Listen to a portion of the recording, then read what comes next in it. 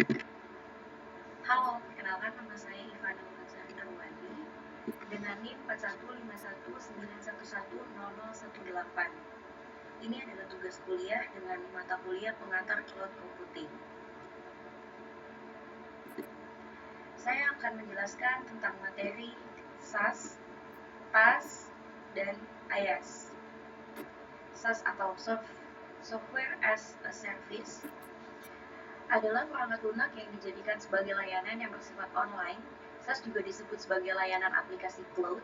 SAS memanfaatkan internet untuk menjalankan aplikasinya.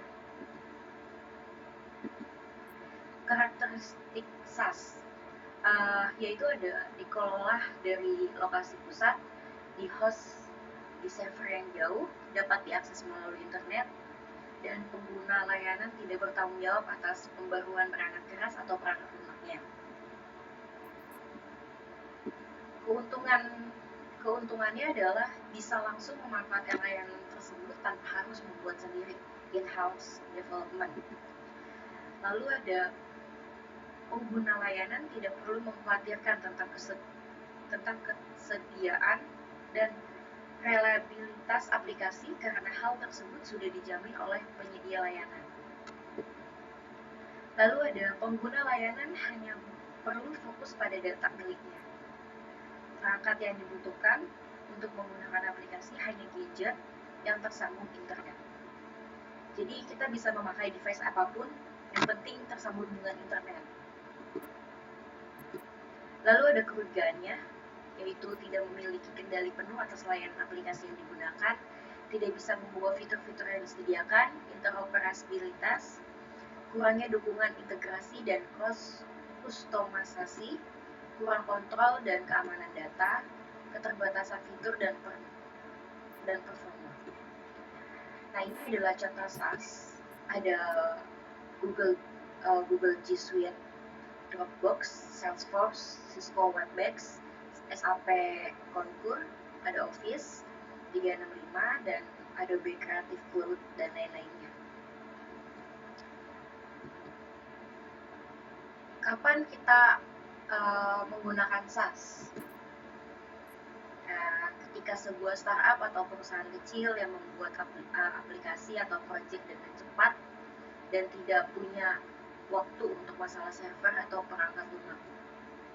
Yang kedua, ketika mengerjakan project jangka pendek yang membutuhkan kolaborasi cepat, mudah, dan terjangkau. Dan yang terakhir, aplikasi yang tidak terlalu sering dibutuhkan seperti perangkat lunak pajak.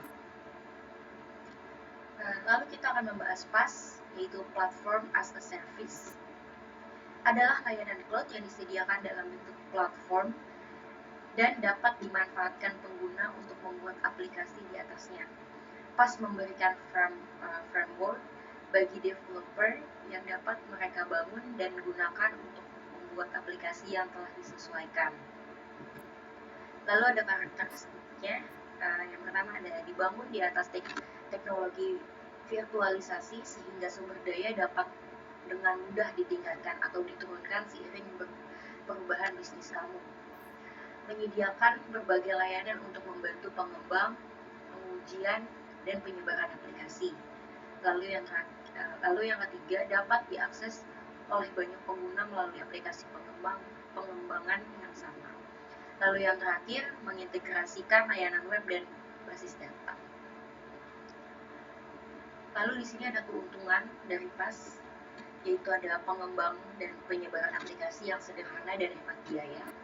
Dapat diukur, proses develop dapat menyesuaikan aplikasi tanpa kesulitan mempertahankan perangkat lunak, pengurangan signifikan dalam jumlah pengodaan yang dibutuhkan, migrasi lebih mudah ke model hybrid.